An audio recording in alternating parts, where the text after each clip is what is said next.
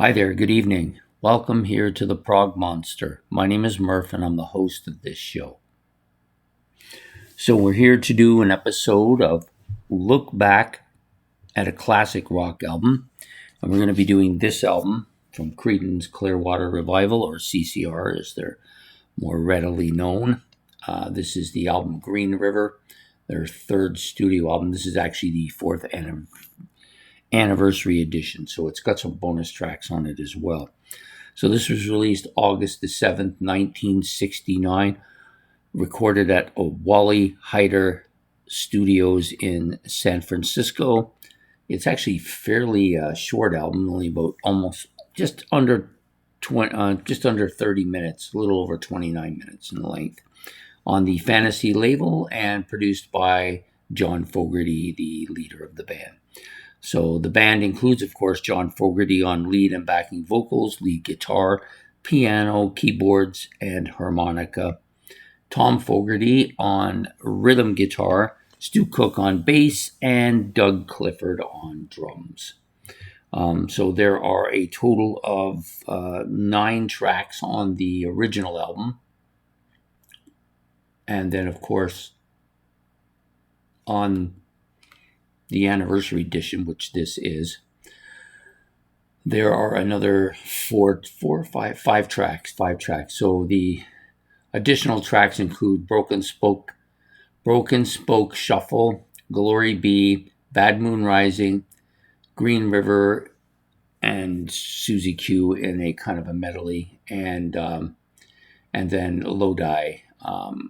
So Lodi and Bad Moon Rising, both recorded in Germany, one in Berlin, one in Hamburg. Green River with Susie Q is live in Stockholm, and then the other tracks are just extra bonus tracks. Okay, so the original track album had just 9 songs on it. So I'll give you those breakdown of those. First of all, I find this to be pretty atypical of Creedence Clearwater Revival. So if you've heard any of their stuff, the thing about them I like is their deep cuts, and their radio-friendly stuff often sounds quite interchangeable. There's not a lot of difference in sound between those stuff. The only difference is that the Green River stuff or the radio stuff is just hits, that's all. So basically 9 songs, all good. Like everything. Gave everything a reasonable score. Of course, it has 2 big tracks on it, 2 tracks that were hits, and I'll get to them, but I'm going to give them in the sequence that they came on the album. The album overall has a kind of a country-ish flavor to it. It's a rock album with a country kind of flavor to it. Got that southern feel to it, that southern accent to his music. Got that nice catchy acoustic guitar stuff going on. So there's lots of well-written and well-produced kind of rhythmic songs on the album. So it's really quite catchy. I find it to be a bit of a raw album too. It doesn't sound overproduced. It doesn't sound like it was put in stages together. Yeah, it's just really kind of garagey in some ways. So we'll start out with the main track, Green River. That's the opening track, which is coincidentally the title of the album. These guys are getting it right out of the box. Not too long, a little over 2.5 minutes in length. Catchy guitar riff. It's almost picky-like, I guess you might call it. The vocals are typical of John Fogerty sound. Kind of that southern feel, a little bit nasally, raspy, that kind of stuff. The solo is a little bit sporadic. It got a bit of a country feel to it. This is a really good track, one of my favorites on the album. Next is Commotion, high-pitched guitar solo to kind of open. It's almost Beatles-like. It kind of reminds me of some of the Beatles openings and stuff. Catchy riff with some southern-like country feel to the music again. The vocals are mid-range, kind of nasally, a little bit harsh and bitey at times, but not too bad. And a lot of raw, bitey sounds to the guitar as well. So, pretty good song. Next is Tombstone Shadow. Nice, slow, bluesy solo. Picks up a little bit. A little bit of a picky guitar sound to it as well. The vocals are raw, distorted, harsh, ragged at times. It's a bit of a raw, bluesy track. Lots of guitar picking and soloing throughout the track. So it's just a little bit of music, a little bit of soloing, a little bit of music. So it's a little bit of everything, really.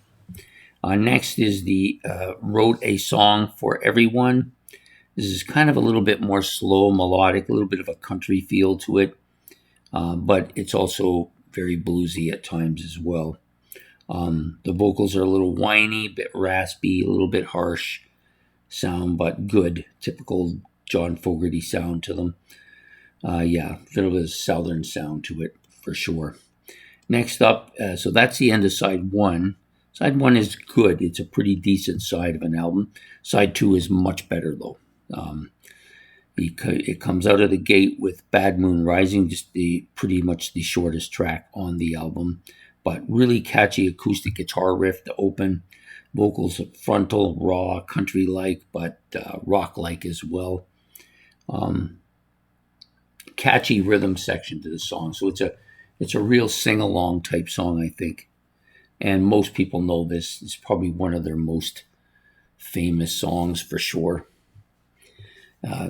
Not my favorite on the album, but pretty close. Next up is probably my favorite on the album is Lodi. So Lodi, of course, is a city, and wherever they're from, I'm not sure. Is it down by Moon River, wherever that is? I don't know. Another acoustic guitar, catchy riff. Vocals are raw, kind of got a country feel to it. A little bit raspy, a little bit catchy at times. You've got some great melodies on this particular track. Guitar dominated pretty much throughout the track, to be honest with you. This is easily my favorite song on the album. I love it. I think it's fantastic. Then you got Cross-Tie Walker, catchy up-tempo riff, catchy rhythm section. Vocals are low range, a little raspy, a little raw, a little bit of that country feel again. And the solos are a little bit picky-like solos, like slow, picky-like sound. Next is Sinister Purpose. Another slow, melodic, heavy bass-driven song here.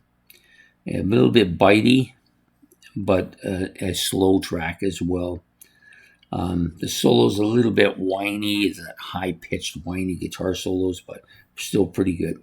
And then the final track on the album, The Nighttime is the Right Time. Yes, kind of a heavy bluesy song. Definitely heavy bluesy song. Heavy distorted solo playing on that bluesy element here. His vocals are harsh, high, distorted, and the backing vocals are pretty dominant on this track as well. So pretty solid album by a band that I've always kind of liked, but never really went deep into them until I started collecting their albums this last year. And this one was the first one I got, so I thought, you know what, kind of familiar with this album quite a bit, so I'm going to do it for tonight's video. So that's tonight's album, Green River by CCR, Creedence Clearwater Revival. Also of a note is this album was a #1 album on the Billboard Top 200. So that distinction is worth noting. Also sold over 3 million copies to, I guess, make it triple platinum in the States. Not sure how it did in the rest of the world. Didn't really look that up, but I noticed it had been #1 in the US. So that's my album for tonight. I hope you've enjoyed this episode. Please hit the like and subscribe. If you want to make any comments about CCR or about the album Green River or anything I've said, you can do that as well. Or if you want to add any information to it, that's great too.